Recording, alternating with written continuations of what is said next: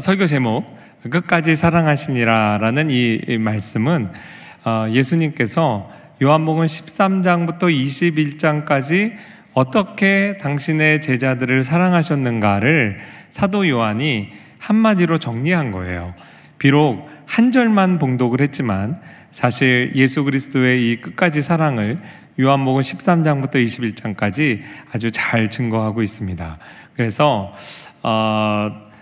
유명한 주석가인 이제 알렉산더 맥클라렌이라고 하는 사람은 요 13장부터 21장이 전체 신약 성경의 지성소다 이렇게 이야기를 했을 정도입니다. 사도 요한은 이미 공간복음이 다 기록된 다음에 요한복음을 기록했어요.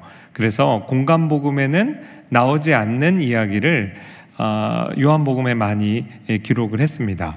때로는 너무 중요해서 공간복음과 겹치는 중복되는 사건들을 기록할 때는 공간복음에는 감춰져 있는 내용들을 아주 잘 설명을 하는 그러한 특징을 요한복음이 가지고 있습니다. 일례로 오늘 봉독한 이 말씀 그 다음에 그 유명한 세족식 장면이 나옵니다. 이 세족식은 공간복음에는 기록되어 있지 않습니다. 우리가 주일학교 학생들 데리고 수련회 같은 데 가서 아이들을 이제 선생님들이 발을 씻길 때 가슴이 이제 뭉클하죠. 아이들도 처음에는 막 웃고 떠들다가 갑자기 진지해집니다. 왜냐하면 자기 발을 닦아주는 선생님이 울기 시작하거든요. 그러니까 이제 학생들도 가만히 숙연해지다가 많은 학생들이 따라서 울고 그러죠.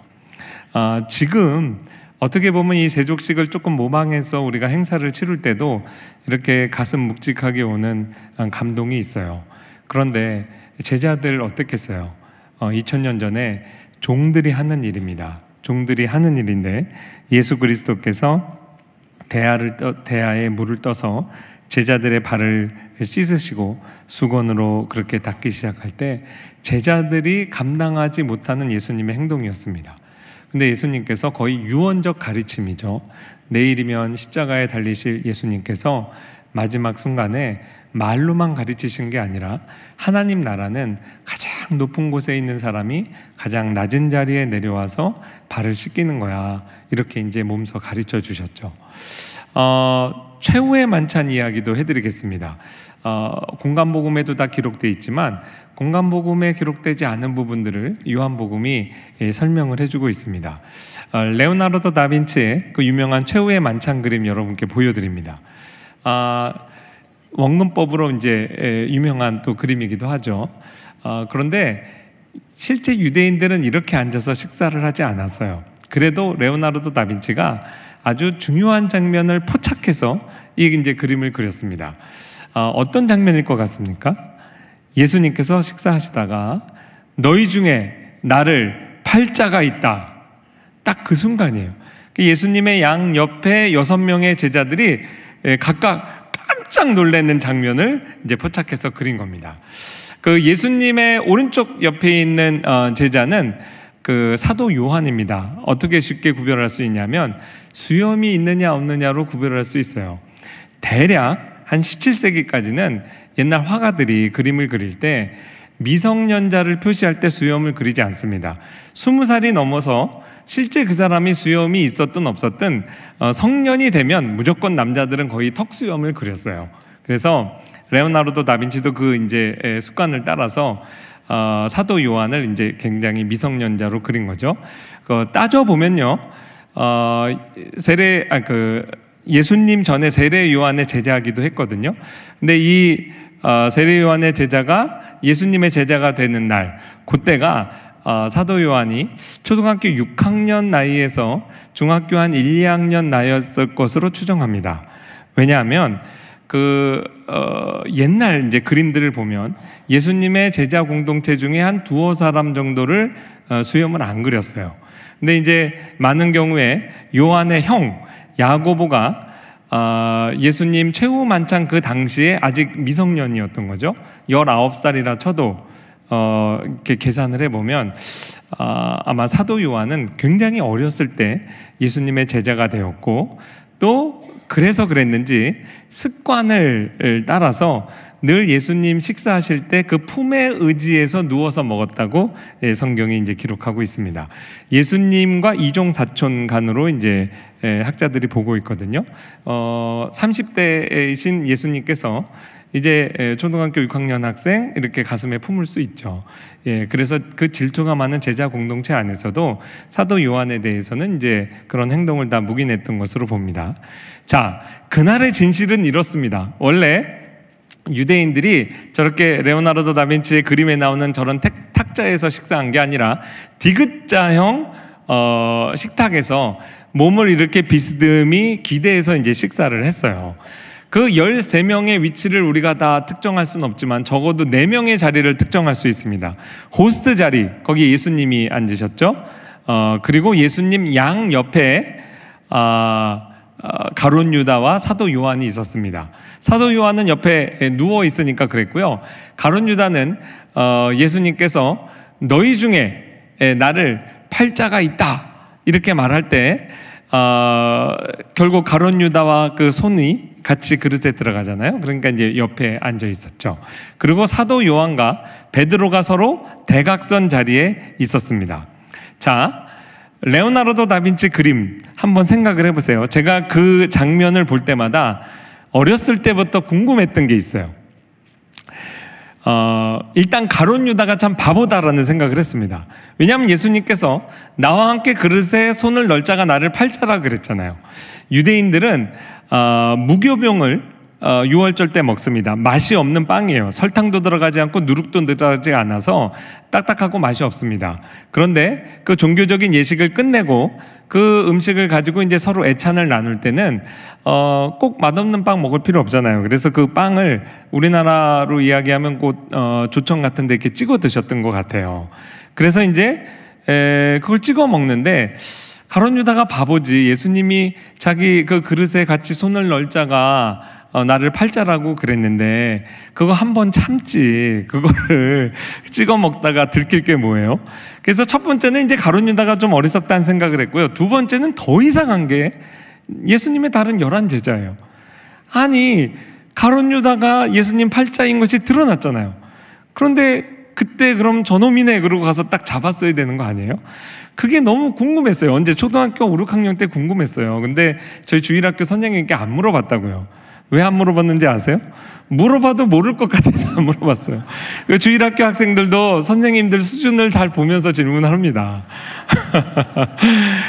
그런데 이 저같이 궁금한 이렇게 궁금증을 사도 요한이 이렇게 해결을 해주는 거예요. 그날 정황이 이렇습니다. 예수님께서 너희 중에 나를 팔자가 있다 그러니까 제자들이 접니까 이렇게 와서 묻기도 했어요. 예수님 대답 안 하세요. 나중에 이제 가룟 유다에게만 대답하시죠. 근데 그 전에 어떤 일이 있었냐면 이 사도 요한이 이렇게 예수님 품에 의지해 누워 있는데 저기 맞은편에 베드로 형님하고 눈이 마주친 거예요. 그러니까 베드로가 말로 하지 않고 고갯짓으로 요한에게 물어봐 그런 거예요. 그러니까 요한이 예수님의 품에 의지한 채로 예수님 누구예요? 이렇게 물어본 거예요. 그러니까 예수님께서 나와 함께 그릇에 손을 넣을 자가 나를 팔자야. 누구에게만 가르쳐 준 거예요? 사도 요한에게만 가르쳐 준 거예요. 그리고 한마디 더 하세요. 내가 떡을 적셔다가 주는 놈이 그 놈이야. 그런데 이렇게 요한이 품에 넣지 않은 채로 봤더니 예수님하고 같은 그릇에 손이 간 거예요. 공간복음의 기사하고 요한복음을 합쳐놓으면 이렇게 됩니다. 우리 유진소 목사님하고 이 집사님이 식사를 해요. 근데 둘이 같은 반찬에 젓가락이 갑니다. 누구 젓가락이 빠질까요? 이 집사님 젓가락이 빠집니다. 그게 상식 아니겠어요? 근데 우리 유진서 목사님 너그러우시죠? 사랑이 많으시죠? 이렇게 집어서 이 집사 먹어 이렇게 하신 거예요. 그렇게까지 아주 자세하게 사도 요한이 기록을 했어요. 이쯤 되면 이제 가룟 유다가 긴장을 해야 되죠. 그리고 예수님이 가서 네가 할 일을 속히 해라 이렇게 모든 사람이 듣는데 말씀을 하셨어요. 그런데 그 말씀을 할 때 듣는 사람 중에 그 뜻을 아는 사람은 아무도 없었다고 그랬어요. 이 가룟 유다가 회개를 맡았기 때문에 아마 얘네들 오늘 왜 이렇게 많이 먹냐, 음식을 좀 더 사와라 라든지, 아니면 다른 쓸 물건을 사든지, 아니면 회계집사 역할을 했기 때문에 우리 구제연금 모아놓은 거 가서 전달하고 와, 이렇게 알아들었다고 사도 요한이 기록하고 있습니다. 그날 정황을 한번 같이 읽어보겠습니다. 제가 읽어드릴게요. 예수께서 이 말씀을 하시고 심령이 괴로워 증언하여 이르시되 내가 진실로 진실로 너희에게 이르노니 너희 중 하나가 나를 팔리라. 큰 목소리로 하신 거죠. 예수의 제자 중 하나, 곧 그가 사랑하시는 자 사도 요한입니다. 예수의 품에 의지하여 누웠는지라. 시몬 베드로가 머리짓을 하여 말하되 말씀하신 자가 누구인지 말하라. 사도 요한에게 한 거죠. 그가, 사도 요한이 예수의 가슴에 그대로 의지하여 말하되 주여 누구니까? 이렇게 물어본 거예요. 예수께서 이르시되 내가 떡 한 조각 가져다 주는 자가 그니라 하시고 곧 한 조각 적셔서 가롯 시몬의 아들 유다에게 주시니 조각을 받은 후 곧 사탄이 그 속에 들어간지라. 이에 예수께서 유다에게 이르시되 내가 하는 일을 속히 하라. 큰 목소리로 하셨어요. 이 말씀을 무슨 뜻으로 하셨는지 그 앉은 자 중에 아는 자가 없고, 어떤 이들은 유다가 돈깨를 맡았으므로 명절에 우리가 쓸 물건을 사라 하시는지, 혹 가난한 자들에게 무엇을 주라 하시는 줄로 생각하더라. 유다가 그 조각을 받고 나가니 곧 밤이라. 예수님께서 가룟 유다에게 끝까지 인격적으로 대하시고 회개의 기회를 주셨습니다. 우리 주님께서 유다를 그렇게 대하셨어요. 장면을 좀 바꿔서, 여러분 이 최후의 만찬 끝난 다음에 예수님께서 겟세마네 동산에서 기도하셨죠. 근데 예수님과 동행한 제자가 있습니다. 베드로, 야고보, 요한, 세 명이 이제 동행을 하게 돼요. 그런데 제가 중고등학교 때 품었던 의문입니다. 예수님이 붙잡히신 그 죄목이 뭘까요? 물론 유대인들은 성전 모독죄, 안식일을 어겼다 이런 율법을 갖다 대면서 이제 예수님을 미워했죠. 그러나 로마인들에게 예수님을 넘겨줄 때는 국가 반역죄로 넘겨준 겁니다. 시저가 우리의 왕인데 예수가 자기 스스로 왕이라고 그랬다. 그러니까 그 당시 왕정 통치 시대에 살려둘 수 없는 국가 반역죄를 일으킨 거예요. 이러한 반역의 수괴를 살려두는 법은 없습니다. 근데 그래서 이제 그렇게 많은 군대가 와서 예수는 검과 무기를 들었죠. 검과 몽치 횃불을 들고 와서 예수님을 체포해 갑니다. 그런데 어느 구테타, 어느 반란 수괴범을 군대가 와서 체포해 가면서 그 부하들을 살려두는 경우가 있습니까? 어떻게 베드로하고 요한하고 야고보는 거기를 탈출할 수 있었을까? 그게 이제 제 궁금증이었어요. 근데 그것도 사도 요한이 잘 해결을 해줍니다. 어렵게 제가 발견한 이제 그림인데 한번 또 보여드릴게요. 티소의 19세기 이제 작품인데요. 예수님이 체포될 당시를 이제 그린 그림이에요. 근데 이 장면은 명화에 그렇게 많이 남아있질 않아요. 거의 제가 발견한 건 이 그림이 유일한 것 같아요. 예수님께서 잠자는 제자들 깨워가지고 이제 어둠의 때가 왔다, 이제 가자. 그리고 예수님이 먼저 그 무리를 맞으러 나가시죠. 거기에는 가룟 유다가 같이 있었어요. 가룟 유다가 예수님에게 와서 입맞춤 합니다. 그 유대인의 관습을 따라서 군호를 짠 거예요. 내가 입맞추는 그 사람이 예수다. 그러니까 그 사람 놓치지 마라. 이렇게 짠 거죠. 그때도 예수님께서 마지막까지 인격적으로 가룟 유다를 대하십니다. 유다야, 내가 입맞춤으로 인자를 파느냐. 유다에게 사실 하나님께서, 예수님께서 주시는 마지막 기회였어요. 그랬는데 유다는 이제 회개하지 않았죠. 그리고 나서 예수님께서 나가서 먼저 물으세요. 너희가 누구를 찾느냐? 이렇게 말씀합니다. 그러니까 거기에 이제 대장이겠죠. 나사렛 예수를 찾으러 왔다. 이렇게 이제 대답합니다. 우리나라 사극에 종종 등장하는 장면과 빗대자면 죄인 나사렛 예수는 와서 왕이 내리는 사약을 받아라. 뭐 거의 이런 분위기로 당당하게 외쳤을 겁니다. 대답했을 겁니다. 그런데 그때 정말 이상한 일이 벌어집니다. 예수님을 둘러쌌던 군인들이 일시에 뒤로 이렇게 내동댕이 쳐지면서 바닥에 쓰러져요. 그거 예수님께서 그렇게 하신 겁니다. 여러분, 예수님이 3년 공생애 사역을 하시면서 한 번도 그 능력을 활용해서 사람을 제압하신 일이 없습니다. 귀신은 제압하셨죠. 사람은 항상 살리시고 고치시는데 그 능력을 사용하셨죠. 죽은 나사로를 살리는데 사용하셨어요. 그런데 단 한 번의 예외가 있습니다. 하나님의 능력으로 그 군인들을 일시에 물리적으로 제압하신 거예요. 그래서 완전히 뒤로 나자빠지니까 이들이 이제 태도가 바뀌었겠죠. 무언가 굉장한 공포감을 느꼈을 겁니다. 그때 예수님께서 두 번째 나가서 외치십니다. 너희가 누구를 찾느냐? 그러니까 아까와는 아마 다른 분위기에서 대답했을 겁니다. 나사렛 예수를 찾나이다. 왜 예수님께서 이렇게 행하셨을까요? 그 다음 구절을 보면 가슴이 울컥해요. 예수님이 이렇게 대답하세요. 너희에게 내가 그니라 하였으니 나를 찾거든 이 사람들이 가는 것은 용납하라. 이 사람들이 누굴까요? 베드로, 야고보, 요한이에요. 순간 모세의 홍해의 기적이 일어났어요. 이렇게 쫙 탈출로가 열리면서 예수님께서 제자들을 사실 탈출시키신 겁니다.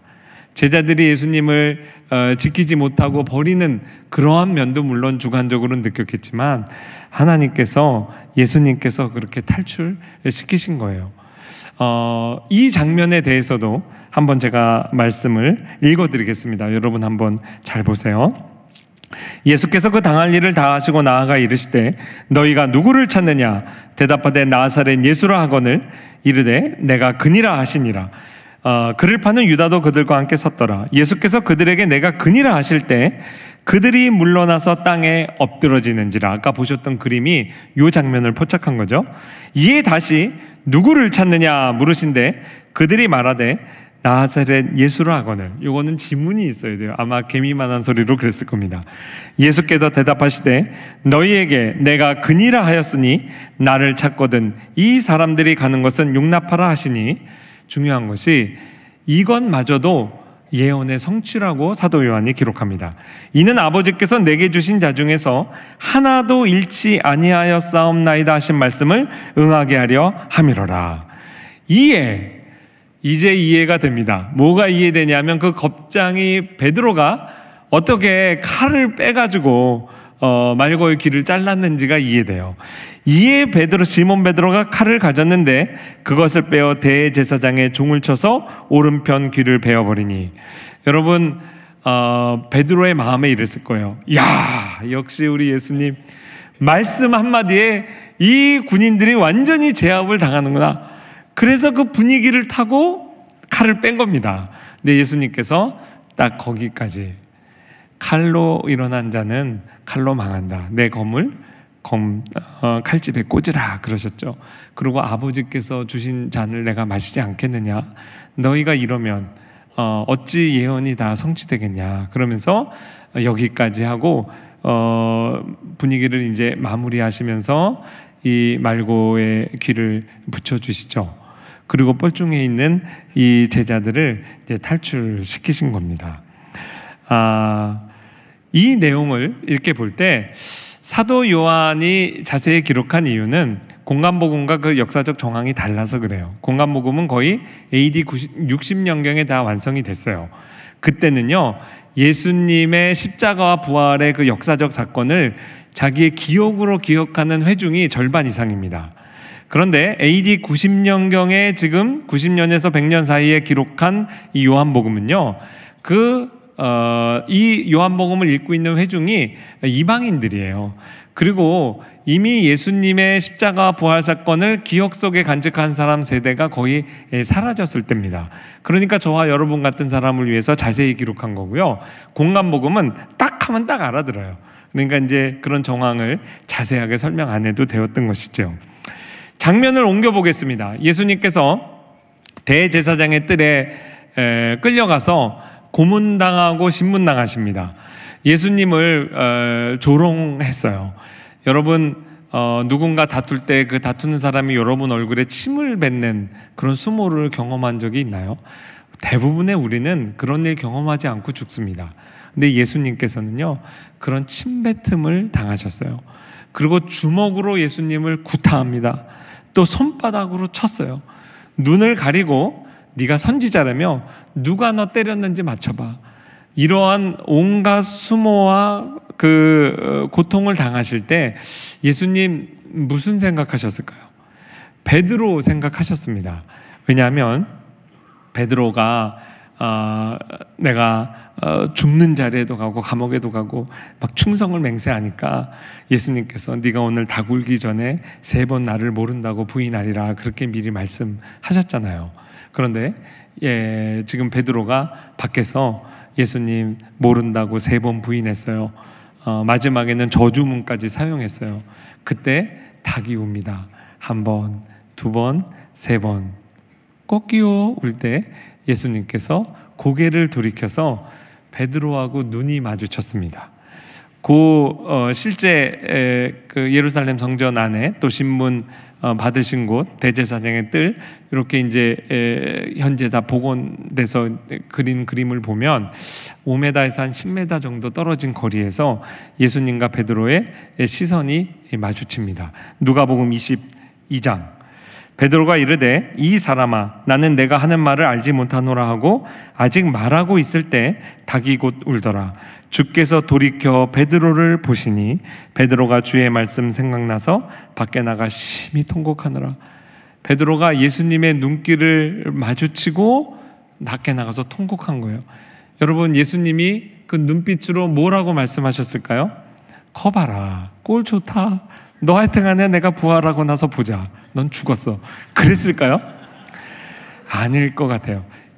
그 눈으로 괜찮아, That's okay, 괜찮아, 그렇게 얘기하셨을 것 같아요. 그리고 내가 이미 말했잖아, I told you, 내가 말했잖아. 너는, 예수님이 뭐라고 말씀했을까요?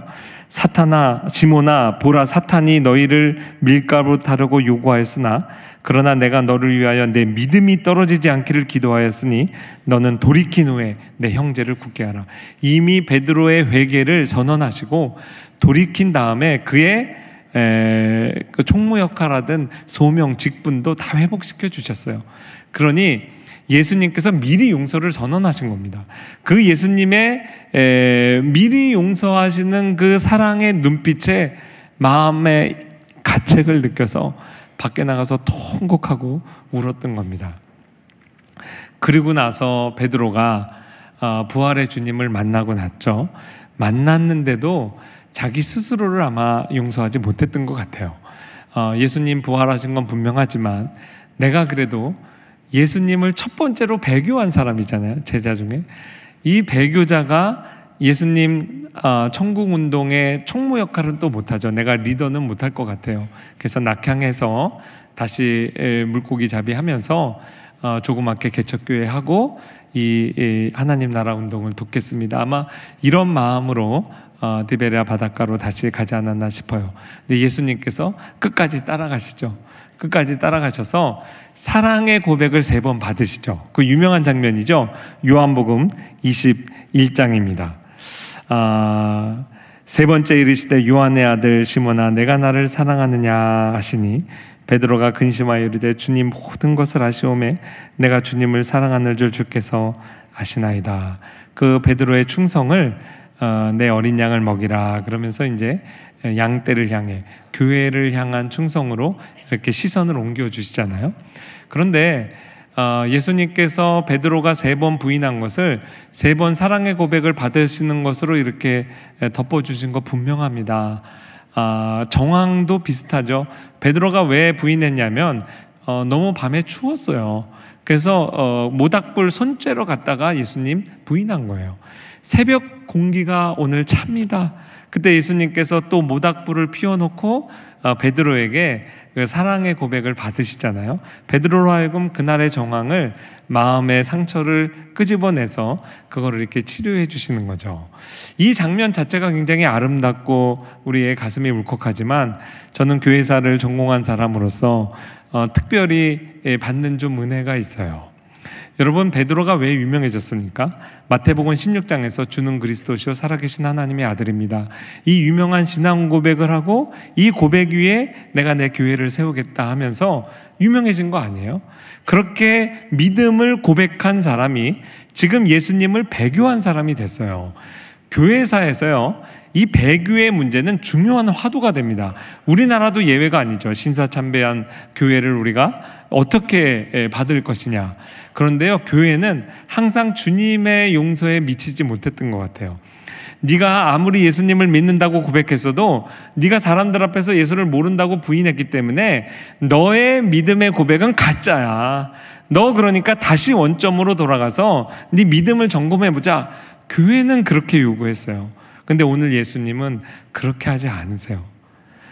그렇게까지 잔인하게 베드로의 신앙 고백을 의심하지 않으세요.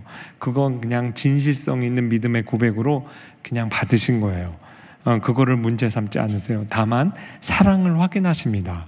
사랑은요, 그 믿음의 고백을 지켜나갈 실력이에요. 근데 그거는 지금 막 뜨겁게 연애하는 커플들끼리도 사랑합니다 고백하지만, 나이가 50이 지난 커플 사이에서도 나 사랑해 이렇게 확인할 수 있는 게 사랑의 언어입니다. 예수님께서 베드로에게 그렇게 사랑의 고백을 받으시는 그 장면, 저에게도 얼마나 많은 감동을 주시는지 모릅니다. 여러분, 그래서 베드로가 어떻게 됐을까요? 저는 거의 이것을 확신하고 있어요. 그림을 한번 보여드릴게요. 베드로가 거꾸로 십자가에 매달려서 죽은 것이 거의 확실합니다. 교회사의 전승도 그렇고요, 클레멘스 서신이라고요, 아주 이른 시기의 교회사 사료가 있는데 거기에도 베드로의 죽음이 독특하고 영광스러웠음을 암시하고 있어요. 이 요한복음 21장에도 예수님께서 이 말씀을 하시면 베드로가 어떠한 죽음으로 하나님께 영광을 돌릴 것을 가르치심이라 이렇게 이야기하면서 베드로의 영광스러운 죽음을 이야기하세요.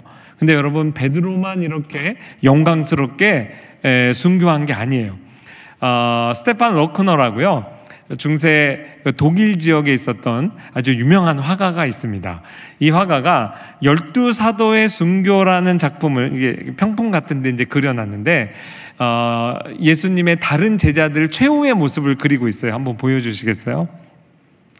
여기에 보면 베드로로부터 마지막 제비 뽑아서 예수님의 제자가 된 마띠아에 이르기까지 모든 12사도가 다 마지막에 순교했습니다. 한 명 예외죠. 저 끓는 가마에 들어가 있는 사람이 사도 요한이에요. 거기서 살아나서 마지막 거의 90세가 되도록 살아서 요한계시록을 또 저술을 했죠. 여러분, 보시는 맨 왼쪽의 위 칼럼에 보면 거꾸로 십자가에 매달린 사람이 베드로고, 그 다음에 목베임을 당한 사람이 이제 바울입니다. 바울은 로마 시민권이 있었기 때문에 극형에 해당하는 그 십자가형을 면할 수 있었어요. 로마 시민에게는 그렇게 잔인한 형벌을 내리지 않았거든요. 오히려 목베임을 통해서 빨리 죽게 하는 그런 이제 혜택을 입었죠. 그 왼쪽 칼럼의 맨 밑에 오른쪽에 있는 사람이 바돌로메입니다. 나다나엘. 산채로 가죽 벗김을 당해요. 그리고 십자가에 매달려 죽임을 당합니다. 왼쪽 칼럼의 왼쪽에 그 맨 위에 왼쪽에 있는 사람이 그 도마에, 의심 많은 도마, 인도 첸나이에서 민을창에 꽂혀서 죽는 장면입니다. 지금도 인도 저 첸나이 지역에 가면 그래서 교회가 많고 크리스찬 인구가 많다 그래요. 여러분, 예수님의 12제자 다 겁장이들이었습니다.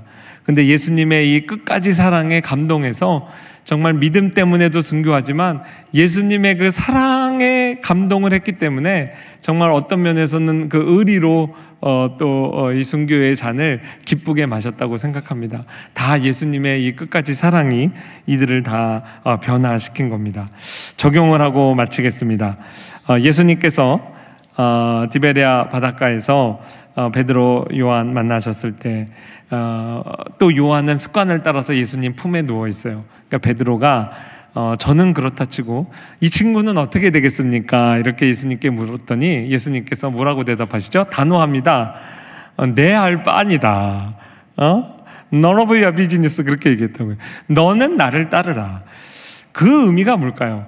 사도 요한은 요한대로, 베드로는 베드로대로 다 예수님을 따라가는데 둘의 소명은 걸어가는 길은 다 다릅니다. 다 각자에게 주어진 길이 있다는 거예요. 제가 한때 철이 없을 때는 사도 요한이 오래도록 살다가 자연사했다 그래서 그게 참 좋았겠다 이렇게 생각했는데, 가만히 생각하면 그게 결코 좋은 것이 아닙니다. 예수님께서 야고보하고 요한에게, 둘 다에게 너희가 과연 내 잔을 마시려니와 그랬어요. 일찍 순교한 야고보만 고난의 잔을 마신 게 아닙니다. 사도 요한도 고난의 잔을 마셨어요. 그래서 19세기의 주석가 멜랑톤이라고 하는 사람이 저랑 똑같은 생각을 했어요. 오래도록 살아남아서 그 많은 제자들이 순교하는 것 보고, 사랑하는 자기가 목양했던 신자들이 원형 경기장에서 비참하게 죽어가는 그 순교의 모습을 보고, 또 이단들이, 신천지 같은 이단들이 일어나서 교회를 막 흔드는 모습 보고, 이러한 모든 세월의 어려움을 감내하는 것도 사도 요한에게 주어진 고난의 잔이었습니다.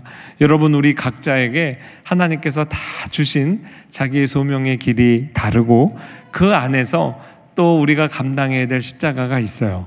공통점은 다 우리가 예수 그리스도를 따라가는 겁니다. 그러나 다른 사람의 길을 쳐다볼 필요가 없습니다. 마지막으로 우리 켈빈 목사님께서 요한복음 13장 1절 주의하면서 이렇게 설교를 했어요. 현재 우리는 그리스도와 상당히 멀리 떨어져 있다고 생각한다. 그러나 그분께서는 지금 우리를 바라보고 계심을 우리는 알아야 한다. 예수님은 현재 세상에 있는 자기 사람들을 사랑하고 계신다. 이 켈빈 목사님의 설교를 듣고 있는 회중이 예수님의 사랑을 500년 전에 그대로 지금 체험하고 있었던 겁니다.